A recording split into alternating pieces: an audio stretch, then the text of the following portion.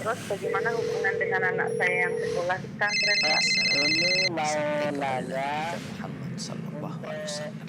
Terima kasih, Bapak. Perjalanan hidup yang panjang. Bismillahirrahmanirrahim. Assalamualaikum warahmatullahi wabarakatuh. Alhamdulillahi wa kafa wassalatu wassalamu ala nabiyil mustafa wa ala alihi wa sahbihi wa man ihtada bihudau wa ba'd. Para pemirsa Fatwa TV di mana saja Anda berada, ahlan wa sahlan wa marhaban bikum. Kembali kita berjumpa dan memuji Allah Subhanahu wa taala yang pertemukan kita di acara live interaktif Fatwa TV dengan tema konsultasi keluarga bersama guru kita Al Ustadz Dr. Syafiq Riza Basalamah Hafizahullah Ta'ala. Kemudian salam dan salam semoga curahkan kepada Nabi kita yang mulia, Rasul tercinta Nabi Muhammad Sallallahu Alaihi Wasallam, juga kepada keluarga beliau, para sahabat beliau, serta orang-orang istiqomah di atas sunnah beliau hingga akhir zaman. Allahumma salli ala Muhammad wa ala ali Muhammad. Para pemirsa Fatwa TV di mana saja Anda berada, bagi Anda yang tidak dapat menyaksikan secara langsung acara live interaktif ini, juga dapat mendengarkan melalui radio yang tergabung di RTVC, Asosiasi Radio Televisi Islam Indonesia, di antaranya Radio Bimbas Yogyakarta, Radio Sahabat Tegal Jawa Tengah, Radio MD FM Probolinggo, lantas Radio Hang FM Batam, Radio Amuba Pangkal Pinang, Radio Sago FM Sumatera Barat, Radio Gema FM Bontang, Radio Al-Hikmah Banyuwangi, kemudian Radio Tuah FM Riau, Radio Madinah Caruban, dan Radio Mas FM Sragen. Jazakumullah khairan. Dan untuk berpartisipasi bisa menghubungi nomor 0331 544687, 0331 544687. Dan sebelum kita merespon pertanyaan telah masuk, kita sapa dulu pemateri kita pada kesempatan ini yang alhamdulillah telah hadir bersama kita di studio Jember Fatwa TV, Al Ustadz Dr. Syafiq Riza Basalamah Hafizahullah Ta'ala, merupakan salah seorang anggota Dewan Fatwa Perhimpunan Al Irsad. Kita sapa beliau. Assalamualaikum Ustaz. Waalaikumsalam warahmatullahi wabarakatuh. Ahlan wa Ahlan sahlan. bikum, kaifahalukum Ustaz? As'adallahu lailatak alhamdulillah bi khairin wa afiyah. Jazakumullah khairan Kaifa Ustaz. halukum? Baik, alhamdulillah Ustaz atas waktu memberikan kepada kita dan kepada pemirsa kita tentunya, dan juga para pendengar radio yang setia untuk beristifadah dengan Ustaz. Baik Ustaz, sebagaimana biasa di pembukaan kita minta nasihat Ustaz. Tafadhol. Masya Allah, jazakallah khair. Alhamdulillah wassalatu wassalamu ala Rasulillah wa ala alihi wa ashabihi wa man walah, amma ba'd. Ahibati fillah, pemirsa Fatwa TV dan pendengar radio dimanapun antum berada, semoga Allah Jalla Jalaluh menurunkan rahmatnya, membalut kita dengan sakinah, dan mengingat kita di sisi makhluk-makhluknya yang mulia. Jamaah rahimakumullah, kita sudah berada di penghujung bulan Rajab. Allahumma balighna Ramadan. Kita akan masuk bulan Sya'ban, maka mengingatkan semuanya tentang keutamaan bulan Sya'ban.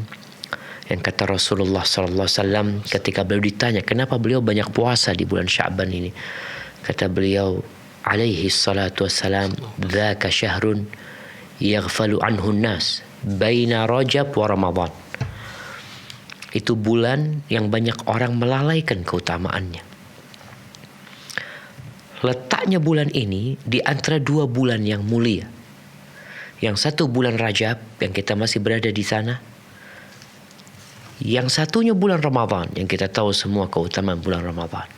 Banyak orang lalai karena ini bukan masuk bulan haram dan bukan masuk bulan turunnya Al-Quranul Karim. Fa uhibbu yurfa'u fihi al-amal atau turfa'u fihi al-a'mal. Di bulan itu, yakni di bulan Sya'ban, amal-amal itu diangkat. Fa uhibbu an yurfa'a amali wa ana sha'im. Beliau ingin diangkat amalannya dalam kondisi puasa. Maka hendaklah kita mempersiapkan diri menghadapi bulan Sya'ban ini dengan membuat program-program beribadah kepada Allah, sehingga tatkala kita masuk bulan Ramadan kita dalam kondisi sudah siap. Dan ada sebuah amalan yang sejatinya amalan ini nggak kenal waktu. Apa amalan itu? Bertobat kepada Allah Azza wa Jalla. Jadi terkadang kita berpikir, amalan apa sih yang harus aku kerjakan ya? Ini amalan yang gak kenal waktu, gak kenal tempat, itu bertobat kepada Allah Azza wa Jal. Allah mengatakan, "Watubu ilallahi jami'an." Bertobatlah kalian semuanya, wahai orang-orang yang beriman ya. Ayyuhal mu'minun, bertobat.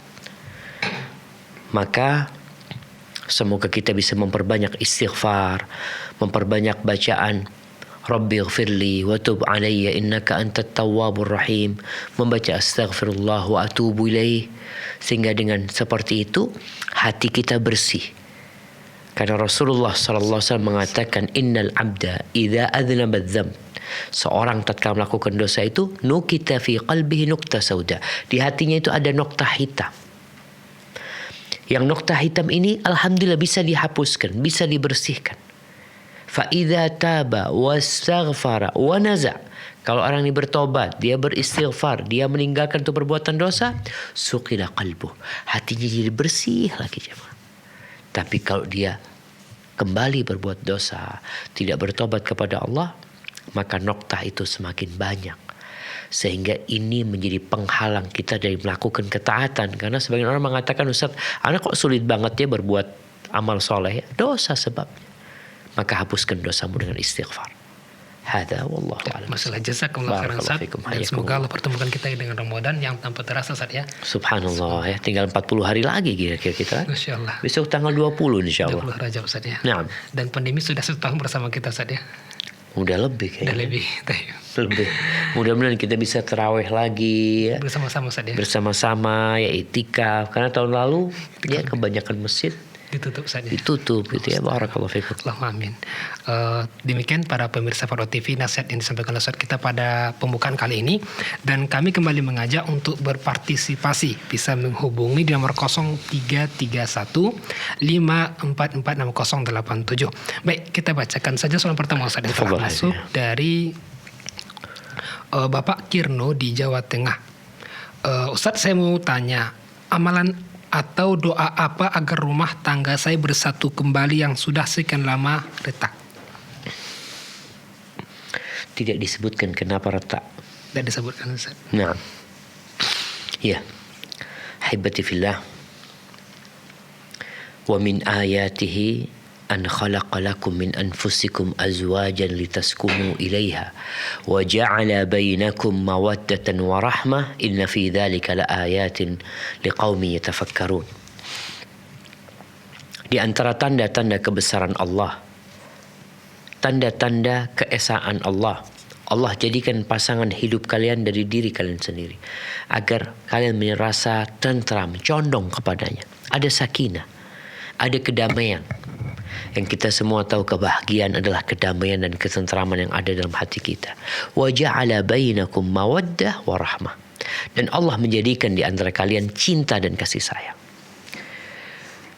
Ahibati fillah, kalau yang namanya sakinah sudah Allah ciptakan dengan pasangan hidup yang dari kalangan manusia, bukan dari kalangan yang lainnya. Tinggal bagaimana kita menghadirkan cinta dan kasih sayang. Kalau tadi pertanyaannya bagaimana, apakah ada doa khusus memohon kepada Allah agar rumah tangga yang retak ini menjadi rukun kembali, datang kembali itu cinta dan kasih sayang, kedamaian itu ada di rumah, bahkan sampai tingkatan baiti jannati. Berapa banyak orang yang dia kalau pulang ke rumahnya lupa dengan segala urusan dunia, seakan-akan dia masuk ke dalam surganya, mendapati istrinya yang menyambutnya, mendapati anak-anak yang berbakti kepadanya, Masya Allah. Tapi sepertinya Bapak yang bertanya ini tidak merasakan itu gitu ya. Kalau pertanyaannya apakah ada doa, sebelum ada doa ada usaha. Kita selalu mengatakan iyyaka na'budu wa iyyaka nasta'in. Ada memang amalan-amalan yang harus kita lakukan. Di antaranya seperti yang tadi di awal disampaikan, bahwasanya dosa ini membawa naas dalam kehidupan kita. Tidaklah dua orang yang saling mencintai kemudian dipisahkan di antaranya illa bidzambin ahdatsahu ahaduhuma, kecuali karena dosa yang dilakukan oleh salah satu dari kedua orang yang saling mencintai. Jadi Bapak hendaklah bertobat kepada Allah. memperbaiki hubungan bapak sama Allah dengan harapan Allah memperbaiki hubungan kita sama manusia. Kalau kita hubungannya buruk sama Allah, maka hubungan kita sama manusia biasanya akan buruk pula. Coba introspeksi diri. Ngomong sama istri. Kalau masih ada komunikasi, mungkin kita berdua perlu bertobat kepada Allah. Memperbanyak istighfar, memperbanyak sedekah, yang kita tahu sedekah ini memiliki khasiat yang sangat banyak sekali. Di antaranya menghindarkan kita dari petaka-petaka dan musibah-musibah. Selain di akhirat nanti menyelamatkan kita dari api neraka. Kemudian setelah itu memohon kepada Allah. Seperti yang ada di surat Al-Furqan. Di ayat 70 atau 74. Rabbana hablana min azwajina wa dhurriyyatina qurrata a'yun waj'alna lil muttaqina imama. Subhanallah. Rabbana. Itu doanya orang-orang yang beriman. Wahai Rabb kami ini ciptaanmu ya Allah. Engkau yang mengurusin kami. Semua rizki berasal dari Engkau.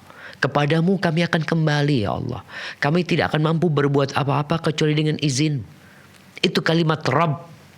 Yang kadangkala kita membaca Rabbi, Rabbana itu tanpa ada penghayatan kepada makna ini.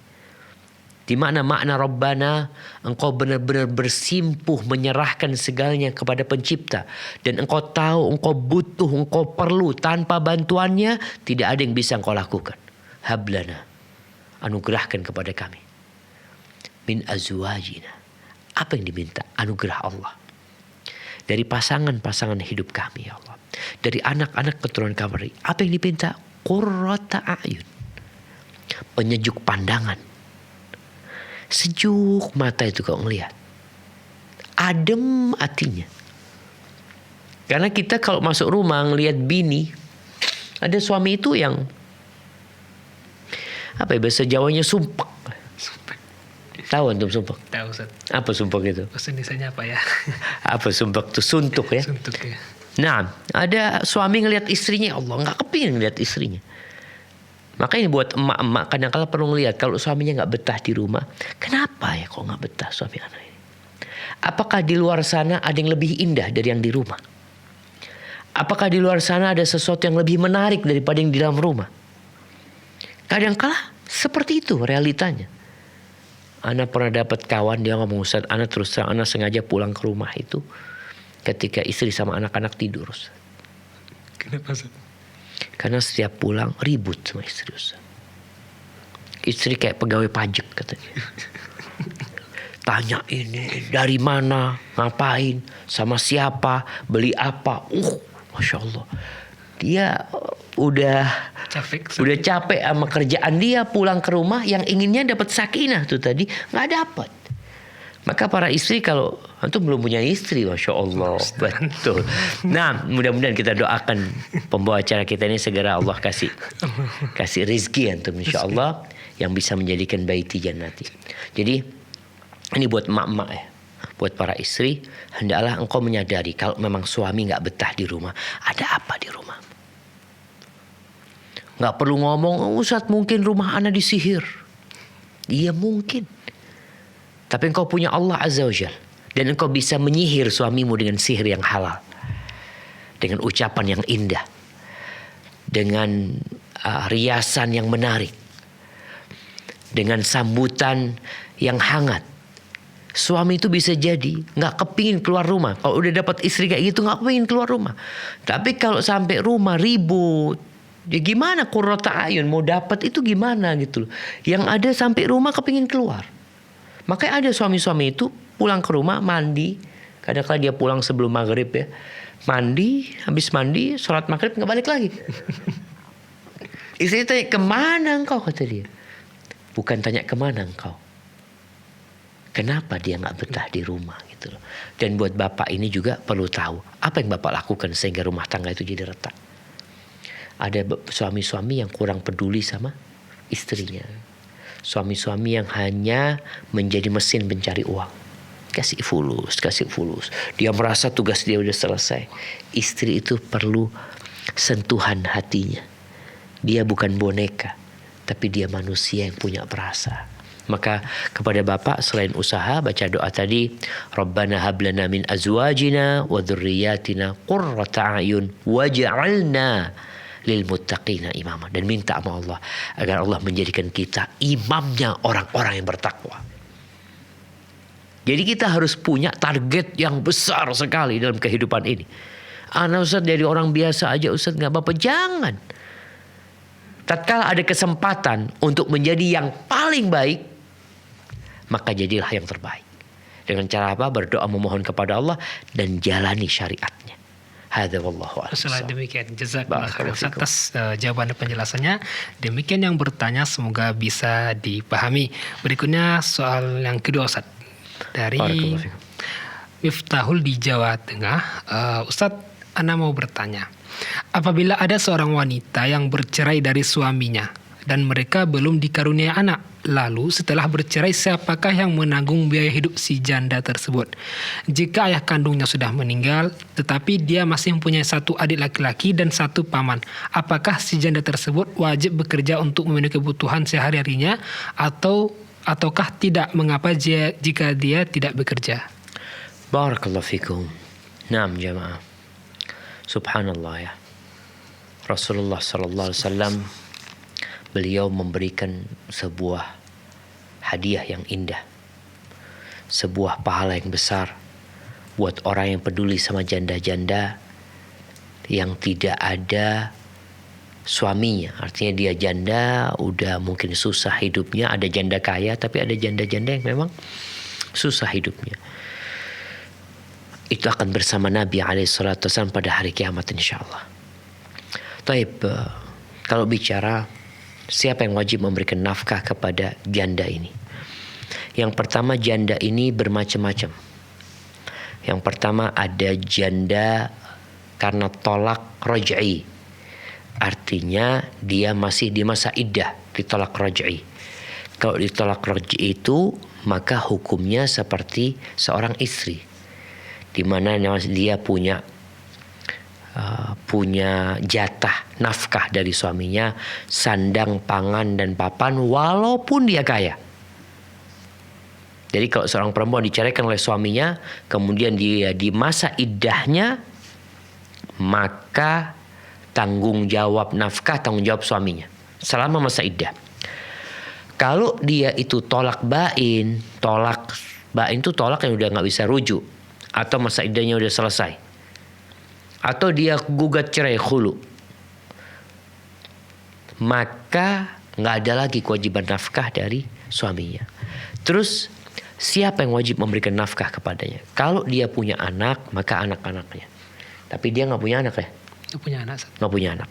Tapi anaknya nggak ada. Kalau ternyata masih ada bapaknya, sudah meninggal, maka orang tuanya, bapaknya udah meninggal dunia.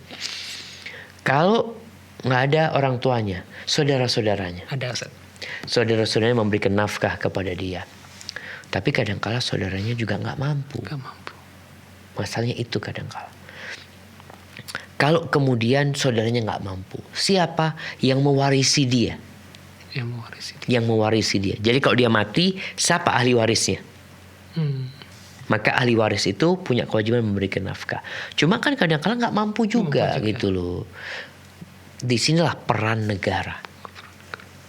Jadi janda-janda yang tidak mampu itu, maka negara punya kewajiban memberikan santunan kepada mereka. Uangnya diambil dari Baitul Malil Muslimin, dari Baitul Mal.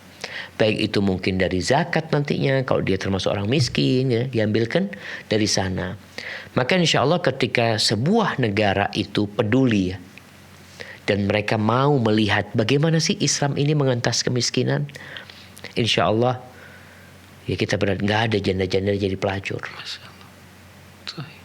Kebanyakan yang pelacur itu janda. Anda nggak pernah ngadakan riset ya, tapi kadang-kala mereka berpikir memang nggak ada penghasilan gitu loh. Dia mau kemana kerjanya? Dia nggak punya keahlian, lalu dia na'udzubillah menjual dirinya. Tapi tatkala di sini peran sebuah negara hadir ya, di negeri kita mungkin ada Kementerian Sosial ya, Kementerian Sosial peduli dengan janda-janda ini, maka insya Allah akan banyak kemaksiatan yang terhindarkan. Tapi kalau nggak ada, apa tugas seorang? Ya kerja. Karena al-yadul ulya khairun minal yadis sufla. Tangan yang di atas itu lebih baik daripada tangan yang di bawah. Kerja dengan pekerjaan yang halal. Jangan sampai ya banyak penipuan-penipuan, ya perempuan-perempuan yang dijual, naudzubillah min dzalik. Mungkin seperti itu yang disebutkan oleh beberapa ulama, bahwasanya yang pertama adalah orang tuanya, anak-anaknya kalau ada, kalau enggak ya orang tuanya, kalau enggak ada yang saudaranya, kalau enggak yang mewarisi dia. Kalau pamannya enggak tuh maksud saya. Iya, kalau pamannya mewarisi dia umpamanya. Tapi kayaknya enggak, pamannya enggak akan mewarisi dia karena dia punya saudara laki-laki tadi. Nah, namun di sini ada kewajiban silaturahim. Jadi paman itu kalau ngelihat keponakannya janda nggak mampu, maka ya dia punya kewajiban menyambung rahimnya. Walaupun mungkin dia tidak akan mewarisi itu anak, itu perempuan. Paling nggak juga bisa diambilkan dari zakatnya dia ya. Karena zakat ini nggak boleh diberikan kepada yang mewarisinya. Jadi anak punya adik, umpamanya dia nggak punya anak laki. Kalau dia mati, anak mewarisi dia. Nggak boleh anak kasih zakat anak kepada adik anak. Soalnya kalau dia meninggal dunia, akhirnya warisan itu kembali ke anak gitu loh. Seperti itu. Wallahu a'lam bishawab. Jazakallah khairan Ustaz. Demikian yang bertanya semoga bisa dipahami. Berikutnya sudah ada penelpon yang terhubung saat kita coba. Barakallahu fikum. Assalamualaikum Fatwa TV. Waalaikumsalam warahmatullahi wabarakatuh. Dengan siapa di mana? Sama Ibu Ida dari Palembang. Ibu Ida, Masya Allah ya. Silakan Ibu Ida. Nah, Assalamualaikum Pak Ustaz. Waalaikumsalam warahmatullahi wabarakatuh. Ahlan wa sahlan, barakallahu fiik. Naam, tafadhali. Ibu Ida. Ya, Pak Ustaz. Ya begini Pak Ustaz, saya ini mau bertanya Pak Ustaz, keluhan saya ini terlalu banyak sekali Pak Ustaz. Banyak banget. Apa aja ini Bu? Ya begini Pak Ustaz. Satunya saya ini selalu diuji terus Pak Ustaz. Apalagi saya ini sudah janda ya Pak Ustaz, seorang janda. Nah. Ya anak saya ini ada 3, satunya masih yatim, satunya belum berkeluarga, satunya lagi belum berkeluarga Pak Ustaz. Ya Allah. 3, satunya udah nikah Ibu? Belum semua Pak Ustaz. 2-nya tuh satunya masih bujangan, satunya masih gadis, satunya masih sekolah kelas 3 Pak Ustaz. Alhamdulillah, alhamdulillah. Ya begini pertanyaan saya Pak Ustaz. Apa pertanyaan Ibu ini? Banyak sekali ujian saya ini Pak Ustaz. Bagaimana ya Pak Ustaz? Apa saya ini harus sabar? Apa bagaimana? Kegunjian orang, omongan orang ini bagaimana ya Pak Ustaz? Ya Allah Pak Ustaz, saya ini rasanya putus asa sekali ini Pak Ustaz. Baik, Ibu, Bu minta nasihat Ibu gitu ya? Ya Pak Baik, Ustaz. Makasih Barakallahu fiik Bu Ida ya. Silakan Ustaz. Waalaikumsalam Pak Ustaz. Waalaikumsalam warahmatullahi wabarakatuh. Baru saja kita bicara tentang janda. Janda itu siapa yang ngasih nafkah gitu kan? Ibu Ida janda, punya anak 3. Memang kalau kita ngelihat dulu di masa Nabi SAW itu, janda-janda itu hampir apa ya? Hampir laku. Artinya sahabat itu menikahi janda-jandanya fulan, meninggal suaminya, dinikahin sama para sahabat ya. Karena selain janda ini butuh nafkah tadi, dia juga butuh perhatian. Apalagi kalau dia punya anak, ada pengganti bapaknya mungkin ya. Sebagaimana Rasul SAW ketika menikahi Ummu Salamah. Ummu Salamah punya anak 3 juga, nggak salah anaknya Ummu Salamah ini. Cuma kecil-kecil. Kalau Ibu Ida ini anaknya udah gede-gede gitu, alhamdulillah. Maka rasa Allah cinta sama ibu. Bukankah Rasul SAW mengatakan idza ahabballahu qauman ibtalahum. Kalau Allah mencintai satu kaum, maka Allah akan menguji mereka. Jadi bala dan ujian yang ibu terima ini semoga menjadi tanda cinta Allah kepada hambanya. Faman radiya falahu ridha, wa man sakhita falahu sakhat. Barang siapa yang ridha, artinya ada orang dikasih musibah, dikasih bala, dia ridha, ya Allah, raditu billahi rabbah wa bil islami dina wa bi Muhammadin sallallahu alaihi wasallam. Dan yakin ibu bahwa Allah Jalla Jalaluh la yukallifu nafsan illa wus'aha, tidak memberikan beban kepada hambanya kecuali sesuai dengan kemampuannya. Ini menjadi satu hal yang perlu diyakini oleh ibu, bahwasanya ibu mampu menghadapi bala ini. Punya anak 3, yang gede-gede yang mungkin ibu harus bekerja sendiri memberikan nafkah kepada mereka, yakin ibu mampu menghadapi musibah ini. Kemudian setelah itu, ya ibu berusaha. Banyak anak-anak sekarang ini salah didik. Sampai besar, kadang-kala nggak bekerja. Karena selama ini dia biasa dapat duit dari orang tuanya. Kuliah, yang seharusnya umur kuliah ini, ya selain belajar, kerjalah. Karena anak-anak kuliah ini jam berapa sih kuliahnya? Pagi anggap jam 7 sampai zuhur. Selesai sudah. Dia punya waktu luang untuk membantu orang tuanya gitu loh. Maka mungkin ibu perlu ya, ini anak ibu yang bujangan itu diikutkan ke ada training tentang usaha ya, yang membangkitkan semangat anak muda untuk tidak berpangku tangan dengan ijazah. Karena kebanyakan kita itu berpikir dapat ijazah, dapat fulus berarti. Belum tentu, banyak orang punya ijazah nggak dapat pekerjaan. Bahkan pekerjaannya tidak sesuai dengan ilmu yang dia pelajarin. Banyak sekali kayak gitu loh. Maka nasihat anak buat Ibu Ida, selain bersabar tadi, mengkondisikan sekarang anaknya ini. Anaknya ini dikasih arahan, sampaikan ibu ini sudah tua. Ibu jangan putus asa, karena yang putus asa dari rahmat Allah itu hanya orang-orang kafir. Kita beriman. Ibu harus beriman bahwasanya rizkinya ibu itu sudah ditanggung sama Allah Azza wa Jalla. 50.000 tahun sebelum penciptaan langit dan bumi. Kemudian Allah mencatatnya kembali agar kita semakin yakin ketika umur kita 120 hari. Di perut ibu kita, rizki kita sudah ditulis. Dan anak ibu yang 3 itu, yang nanggung rizkinya bukan ibu. Tapi siapa? Allah Azza wa Jal. Allah mengatakan, nahnu narzuquhum wa iyyakum. Kata Allah, kami yang memberikan rizki kepada anak-anak kalian. Kepada mereka. Kami, kata Allah. Dan kalian pun rizkinya dari kami. Jadi ibu harus besarkan hati ibu. Kalau anak-anak itu punya rizki sendiri. Dan ibu tidak bakalan mati. Sampai rizki itu sempurna sampai kepada ibu semuanya. Kalau sudah habis rizkinya ibu, maka ibu akan mati. Maka insya Allah dengan cara seperti ini, kita semakin tenang dalam kehidupan. Nggak ada kata putus asa. Bukankah Nabi SAW yang mengatakan, Lau annakum tawakkaluna ala Allahi haqqa tawakkulihi. Kalau kalian bertawakal kepada Allah, yakin sama Allah, menggantungkan semuanya kepada Allah dengan sebenar-benarnya tawakal, bukan cuma ucapan di lisan, tapi satu keyakinan di dalam jiwa. La razaqakum kama yarzuqut tayr. Allah akan memberikan rizki kepada kalian sebagaimana Allah memberikan rizki kepada burung. Kita lihat burung. Ibu pernah lihat burung punya kulkas di sarangnya. Pagi-pagi sebelum berangkat cari makan, itu ibunya burung masak ya. Pagi-pagi nggak ada. Makan hari itu, ya buat hari itu. Kadang-kala dia punya anak 4 kadang-kala burung itu. Dia berangkat pagi lapar kata Nabi SAW, perutnya kosong. Pulang dalam kondisi kenyang. Maka ibu yakin Allah akan memberikan rezeki kepada ibu. Tinggal nunggu waktu aja semuanya ibu. Hada wallahu alam bissawab. Jazakallah khairan atas nasihat dan serta sedikit solusi untuk Ibu Ida. Insyaallah mudah-mudahan memudahkan beliau. Barakallahu fiik Ibu Ida yang bertanya, semoga bisa dipahami dan diberikan kesabaran dan ketabahan. Kembali kami mengajak para pemirsa Fatwa TV dan juga para pendengar radio di mana saja Anda berada untuk bertanya langsung, bisa menghubungi nomor 0331 544687 0331 544687. Pak Ustaz, mungkin ada penelpon yang sudah terhubung. Kita coba sapa. Assalamualaikum Fatwa TV.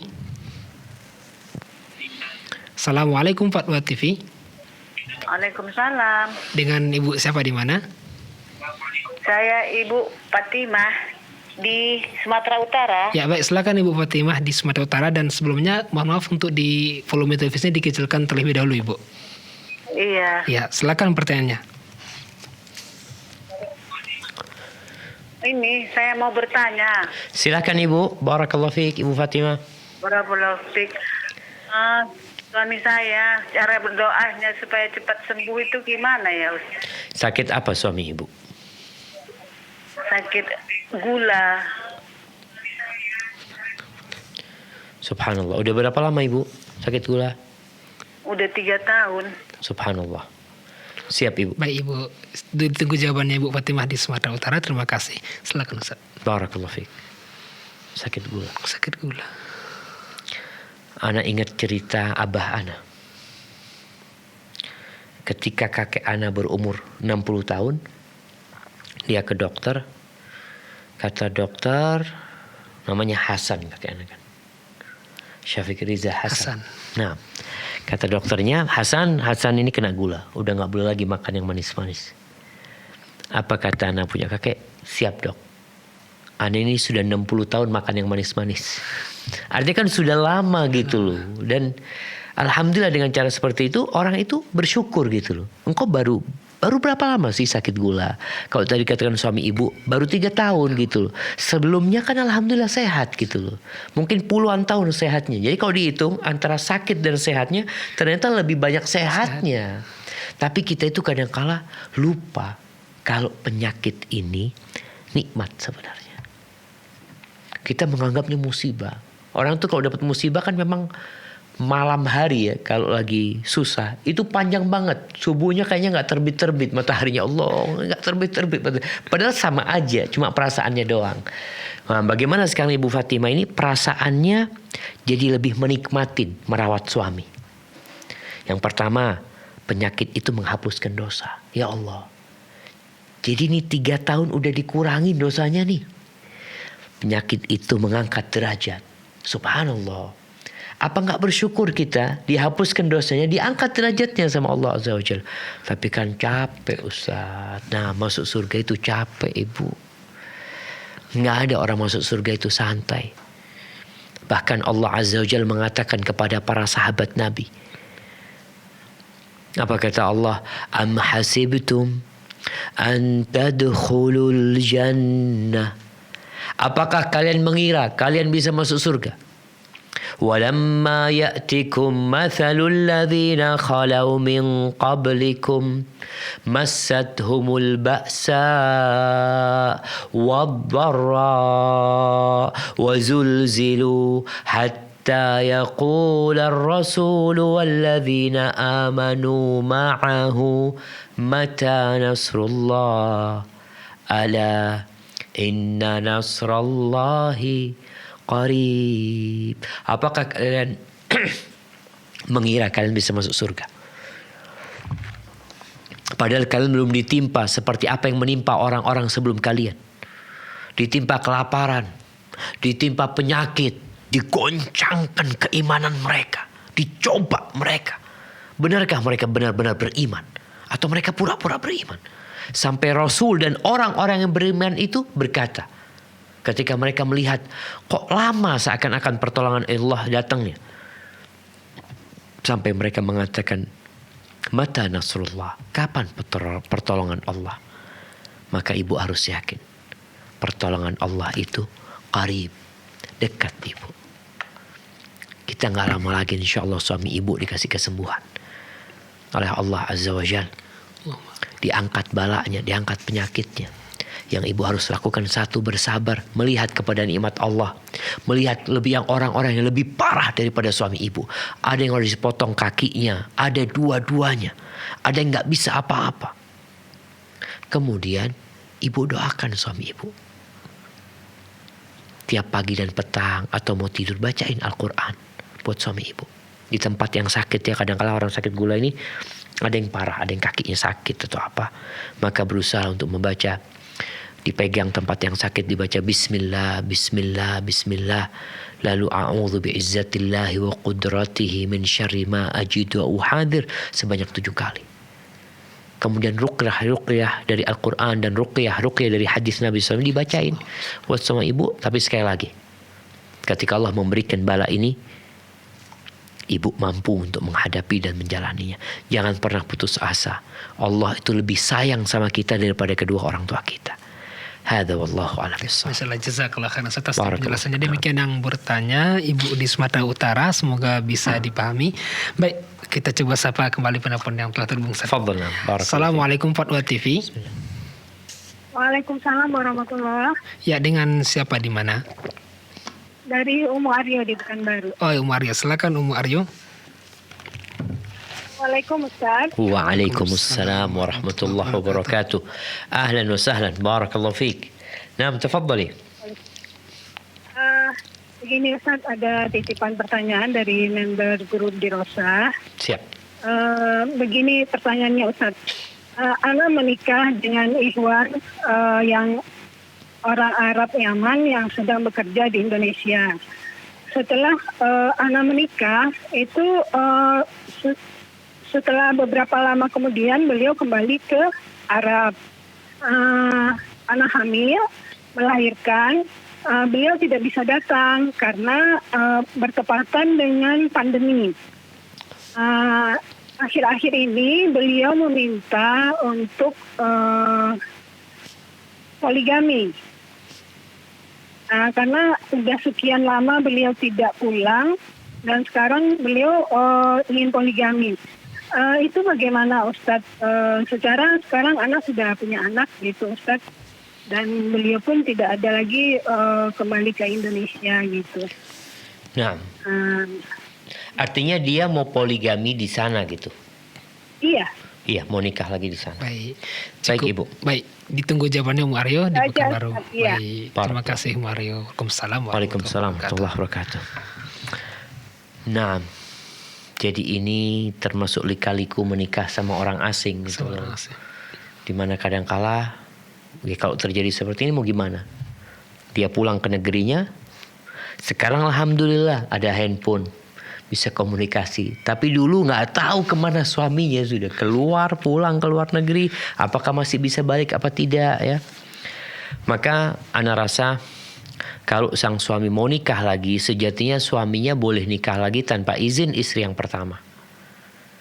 Jadi dia boleh menikah di sana.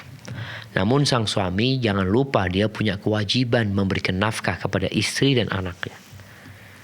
Jangan sampai dia melupakan hal itu. Udah nggak pernah balik ke Indonesia, nafkah nggak ngasih lagi. Kawin di sana dia lagi. Ini yang perlu diperhatikan. Maka sampaikan kepada suaminya, ya silahkan ketika dia mau menikah lagi. Tapi jangan lupa dia punya istri yang ngurusin anaknya. Yang dia juga punya hak nafkah. Kalau memang atas keterbatasan dia nggak bisa balik ke Indonesia, tapi fulusnya kayaknya tetap bisa kan? Tetap bisa ditransfer gitu kan? Lewat handphone aja bisa. Lewat handphone bisa gitulah, seperti itu. Jadi nggak ada alasan ya untuk memberikan nafkah kepada istrinya dengan cara dari jauh gitu masih bisa gitu loh. Tapi kalau sang istri mau gugat cerai, bukan karena poligaminya, tapi karena memang tidak ada kepastian gitu loh. Dan bisa jadi dikhawatirkan sang suami karena dia nikah lagi di sana Kembali balik. nggak balik-balik gitu loh. Mungkin saja itu terjadi. Maka hendaklah suaminya bijak dan istrinya bijak. Kadang-kala ada win-win solution ya.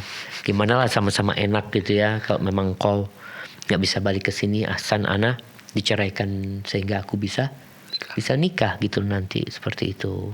Kalaupun nanti umpamanya dia dengan diceraikan ternyata perempuan ini nggak nikah juga sampai suaminya balik lagi, kan posisinya udah jandanya dia kalau sudah keluar masa iddah, tapi sang suami kan bisa melamar lagi gitu. Kelebihannya ketika itu sang suami nggak wajib memberikan nafkah kepada istrinya yang udah diceraikan kalau sudah keluar iddahnya, tapi tetap wajib ngasih nafkah sama anaknya karena udah punya anak kan, seperti itu.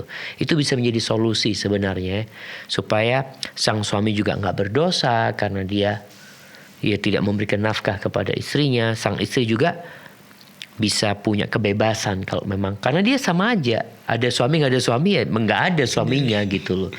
Mungkin itu menjadi solusi ya. Tapi yang jelas tadi disampaikan bahwasanya ketika sang suami mau poligami itu hak dia tanpa harus ada izin dari istri pertama. Mungkin yang ditakutkan gimana, dia kan nggak bisa berlaku adil Ustaz. Dengan dia menikah lagi dia nggak bisa berlaku adil, betul. Tapi kan tidak bisa berlaku adilnya itu karena kondisi. Tinggal sekarang tadi istrinya mau gugat cerai nggak? Kalau sang istri menerima, karena bukan kemauan suami ya. Ada suami umpamanya yang kerjanya dia itu di satu pulau, dia nikah di pulau itu. Dia ke Jawa cuma dikasih libur 7 hari. Di situ sebulan gitu loh. Kan kalau dibilang 7 sama sebulan kan nggak adil kan. Tapi ketika sang istri menerima, nggak apa-apa lah kalau gitu. ya sudah, jalan. Tapi kalau sang istri mengatakan, enggak, aku harusnya engkau berikan kepada aku sama seperti yang engkau berikan kepada dia. Tapi kalau sang suami enggak mampu, ya kembali kepada negosiasi di antara mereka berdua. Hadza wallahu a'lam bissawab. Jazakallah khairan Ustaz atas penjelasannya. Demikian yang bertanya semoga bisa dipahami. Nah, berikutnya kembali terhubung penelpon Ustaz. Kita coba Masya Allah. sapa. Barakallahu fiik. Assalamualaikum Fatwa TV. Assalamualaikum. Waalaikumsalam warahmatullahi. Ya, dengan siapa di mana? Bu Iza di Sumatera Utara, Pak Ustaz. Ya, silakan Ibu. Assalamualaikum warahmatullahi wabarakatuh, Pak Ustaz. Waalaikumsalam warahmatullahi wabarakatuh. Ahlan wa sahlan. Barakallahu fiik. Assalamualaikum warahmatullahi wabarakatuh, Pak Ustaz. Ini Pak Ustaz, saya Bu Ida dari Medan, Pak Ustaz. Siap Bu Ida. Gimana kabarnya Bu Ida ini? Alhamdulillah sehat, Pak Ustaz. Alhamdulillah. Kebetulan nih Pak Ustaz, suami saya baru meninggal dunia. Allah yarham. Sekitar 3 bulan, Pak Ustaz. Rahimahullah. Dan ditinggal 2 orang anak laki-laki. Udah besar-besar Ibu anaknya? Yang satu usianya 19 tahun, Pak Ustaz. Yang kedua masih sekolah aliyah, Pak Ustaz, kelas 2. Yang saya mau tanyakan ini Pak Ustadz, kan gini, suami saya kan baru meninggal, itu kan ada warisan yang ditinggal gitu. Siap. Nah. Itu apakah harus diparaid atau di mana Ustadz gitu? Siap Ibu. Karena mereka kan masih belum terbilang apa ya Ustadz? Ustadz belum akil. Belum mampu untuk mengelola itu. Mengelola uang itu. Siap Ibu. Dan istilahnya gini, itu harta warisan kan yang kita bangun selama menikah gitu Ustadz. Kadang saya juga punya usaha di rumah, ada hasil gitu, jadi kita beli ladang gitu Ustadz kan. Dari hasil bersama jadi Bu. Jadi kerja Ibu dan suami Ibu sama-sama kerja dulunya. Iya. Istilahnya apakah bagiannya itu istilahnya ada misalnya bagian saya dibagi sebagian karena ada di situ pendapatan saya. Betul, kan gitu. Atau bagian suami, kemudian yang bagian suami itu akan dibagi pada anak-anak gitu, berapa dan kepada saya berapa gitu. Nah, subhanallah. Anak Ibu dua-duanya laki? Iya, laki, Pak Ustaz. Cukup Ibu. Satu lagi Pak Ustadz, ini masalah waktu suami saya sakit Pak Ustadz ini, dia sakit kan kena diabetes, tapi sudah lama itu penyakit dideritanya, tapi dia nggak pernah ngomong Ustadz. Maksudnya dia nggak pernah keluh kesahkan gitu. Ketika sakitnya itu 10 hari menjelang ajalnya gitu, dia gini Ustadz, dia nggak bisa sholat gitu Ustadz. Yang saya mau ini kan, apakah Allah bisa mengampuni dosanya ketika saya sebagai istri berdoa buat dia, mungkin karena dia nggak kuat gitu Ustaz kan. Nggak mampu sholat gimana maksudnya Ibu? Karena penyakitnya itu Pak Ustaz. Tapi dia sadar sebenarnya? Sadar Pak Ustaz. Masih bisa istilahnya, cuman dia asal ditanya gitu lemas gitu. Tapi sebenarnya itu yang membuat saya sedih gitu Ustaz. Saya bilang sholat kok nggak tayamum aja gitu. Iya. Pak Ustadz, iya memang betul katanya gitu, tapi dia nggak lakukan Pak Ustadz gitu. Apa kira-kira bisa diampuni dosanya Ustadz? Nah, baik Ibu. Itu aja Pak Ustadz. Ibu, terima kasih Ibu. Barakallahu fiik. Assalamualaikum warahmatullahi wabarakatuh. Waalaikumsalam warahmatullahi wabarakatuh. Nah, ahsanallahu azaki wa ghafara limayyitik. Amin. Semoga Allah membesarkan pahala buat Ibu Ida yang tinggal mati oleh suaminya dan diampuni suaminya yang meninggal dunia. Ada 2 pertanyaan di sini. Yang pertama berkaitan dengan warisan ya. Kalau warisan itu ternyata dari hasil kerja bersama suami istri.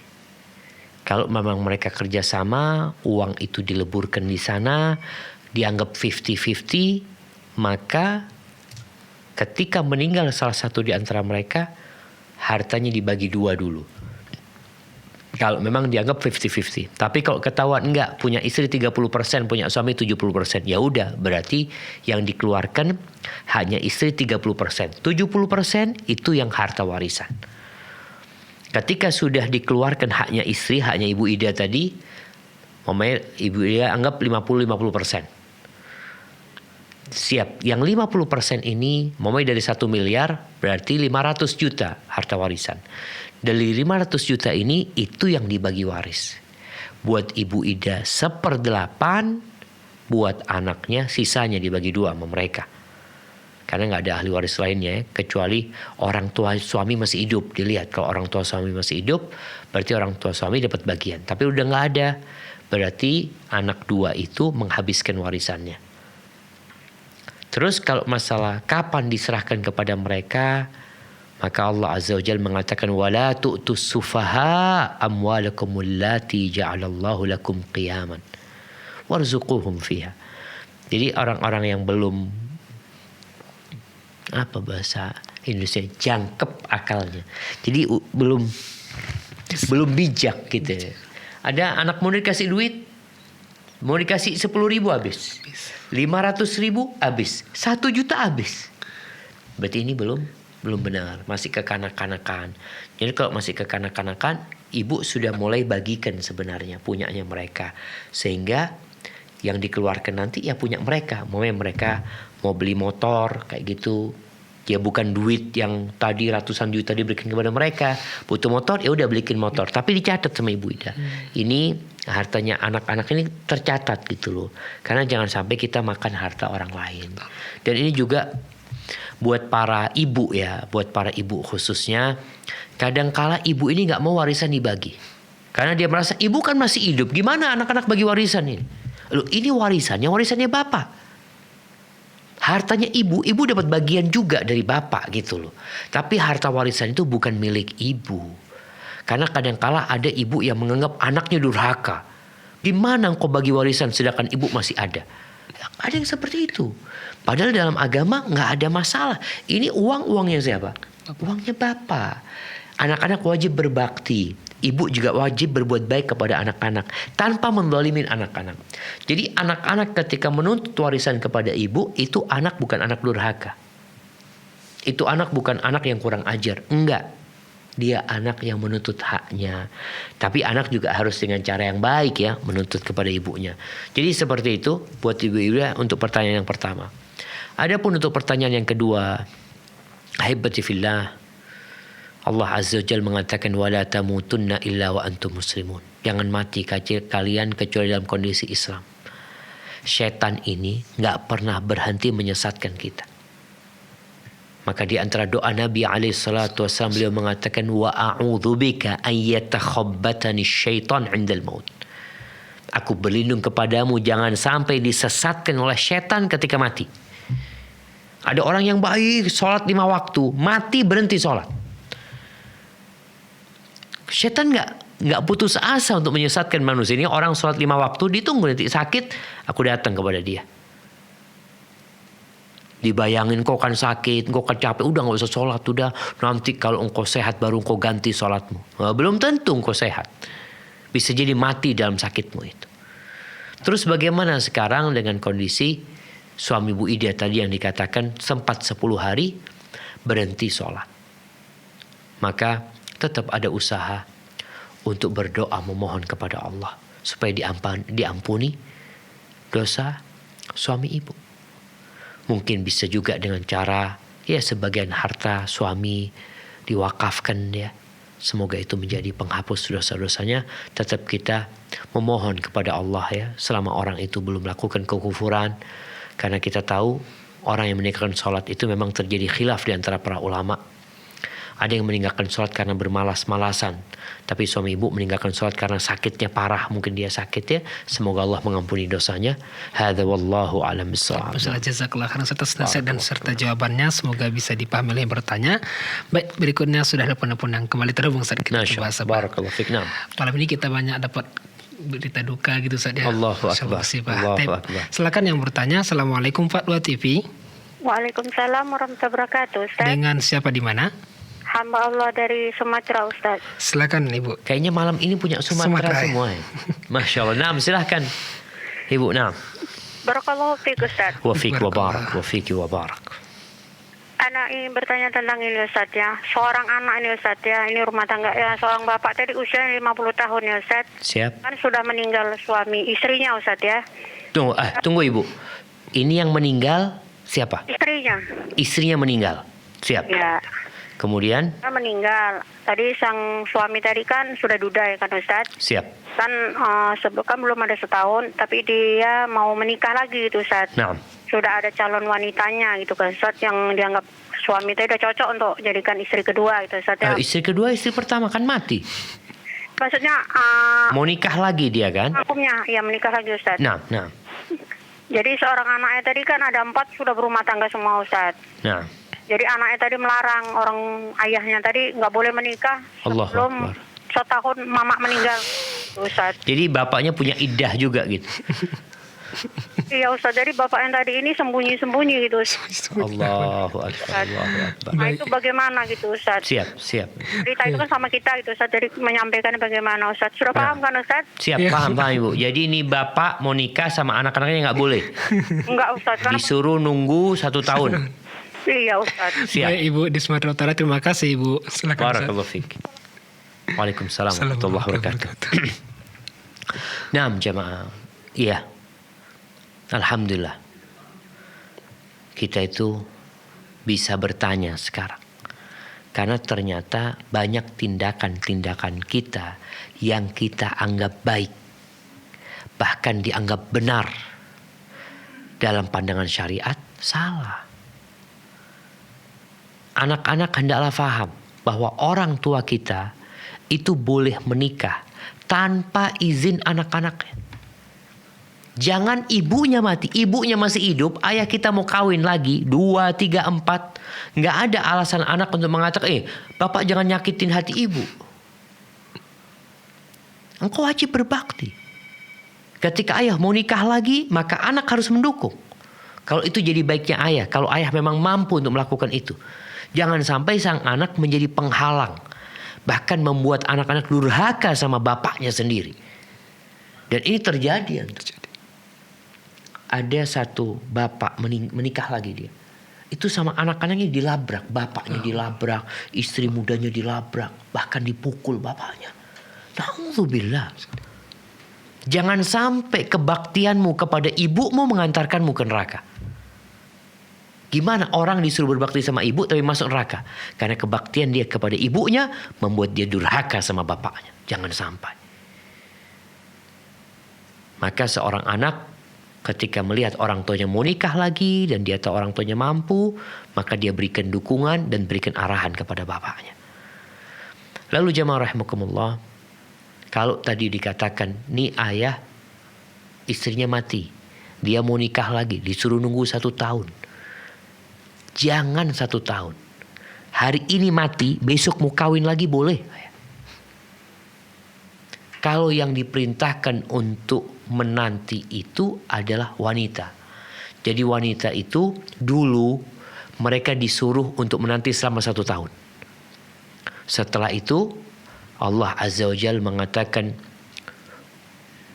arba'ata ashhurin wa ashra. Wa apa ayatnya? Walladzina yatawaffawna minkum wa yadharuna azwajan yatarabbasna bi anfusihinna arba'ata ashhurin wa ashra.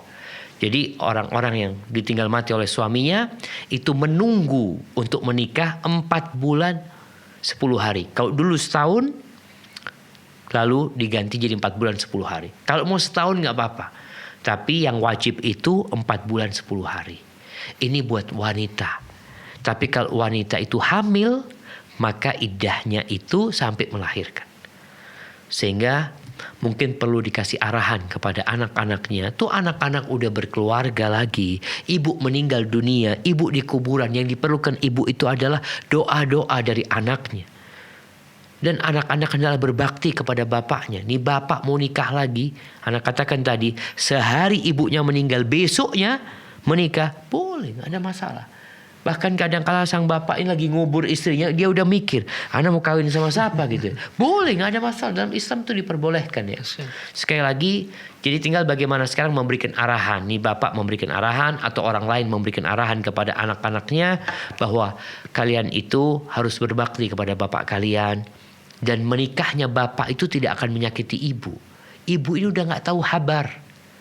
Nggak ada ibu tahu suami anak kawin lagi, itu udah mati. Dia di dalam kubur itu sudah dihisap gitu. Artinya dia harus menjawab pertanyaan-pertanyaan para malaikat. Kalau dia orang baik, insya Allah dapat kebaikan.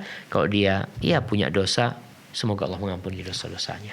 Hada wallahu a'lam bissawab. Ya, Ustaz, jazakallah khairan atas penjelasannya. Mungkin yang bertanya semoga bisa dipahami.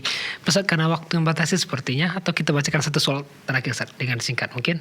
Kalau singkat jawabannya nggak apa-apa. Ustaz, ada satu pertanyaan dari Erna di Jerman, Ustaz. Ustaz, teman saya baru-baru ini menikah, tapi semua dilakukan melalui WA. Cuma dia dan si lelaki yang bertemu. Sedangkan dua saksi dan wali tidak ada di tempat. Mereka menyaksikan melalui WA. Walinya adik si perempuan ada di Indonesia. Dan si teman saya itu langsung yang menjadi penterjemah ketika menikah. Si lelaki mengatakan bahwa Syekh dia membolehkan hal tersebut. Apakah syariat Islam membolehkan pernikahan seperti itu? Nah, barakallahu fikum. Ya, ahibati fillah, ini berkaitan dengan menikah tidak satu majelis. Menikah dengan, kalau tadi mungkin ada yang pakai Zoom ya, ada yang pakai WA. Apakah itu sah atau tidak? Ini masalah memang diperselisihkan oleh para ulama. Mereka yang menganggap pernikahan itu sah karena dianggap satu majelis. Walinya ada, saksinya ada. Memang saksinya itu semuanya online. Adapun mungkin ada saksi di sana yang tidak secara online ya, mungkin. Maka yang anak heran ini, apakah di sana itu cuma suami istri doang? Cuma dia dan si laki-laki yang bertemu. Nah, iya, artinya kan kita tahu nggak boleh berduaan gitu. Ini sudah berkholwat sebelum menikah. Maka mungkin perlu ditanyakan kembali ya, apakah mereka nggak berdua, mereka rame-rame di sana Ustaz gitu loh. Kan kadang-kadang kayak gitu kan, rame-rame di sana. Cuma yang saksi tertulis itu dari keluarganya itu online, walinya online. Semoga nggak ada masalah kalau seperti itu. Tapi kalau dikatakan tadi ternyata nggak ada orang tahu, berdua aja. Mereka berdua. Sedangkan yang membedakan nikah sama sifah itu adalah kalau orang berzina itu sembunyi-sembunyi, nggak ingin orang lain tahu gitu loh. Maka Anda rasa semoga sebenarnya mereka di sana nggak berdua, cuma si saksi calon istrinya ini yang menerjemahkan ya. Tapi di situ ada kawan-kawan mereka yang menyaksikan. Insya Allah nggak ada masalah ya. Mudah-mudahan nggak ada masalah. Hadza wallahu a'lam bishawab. Tapi mungkin perlu cek kembali gimana. Jazakumullah khairan barakallahu fikum atas jawaban penjelasannya. Demikian yang bertanya semoga bisa dipahami. Inilah pertetaki pada kesempatan ini. Jazakumullah khairan, dan terima kasih kepada seluruh para pemirsa Fardhu TV dan juga para pendengar di mana saja berada. Ini apa kami sajikan pada kesempatan ini. Syukran wa jazakumullah khairan atas kebersamaan semua. Kita tutup dengan baca doa kafaratul majlis. Subhanaka bihamdika asyhadu an la ilaha illa anta astaghfiruka wa atubu ilaika. Assalamualaikum warahmatullahi wabarakatuh. Waalaikumsalam. Terus bagaimana hubungan dengan anak saya yang sekolah di pesantren? Muhammad sallallahu alaihi wasallam. Terima kasih Bapak. Perjalanan hidup yang panjang